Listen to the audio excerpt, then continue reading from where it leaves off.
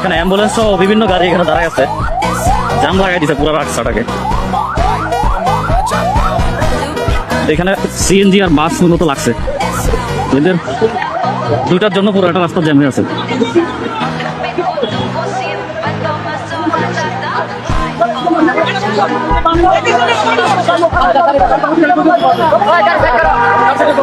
দুটারে মামলা দেন, দুটারে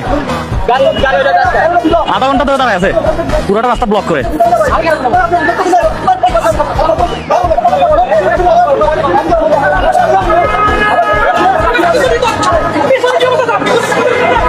একদম ঠিক আছে, একদম ঠিক আছে।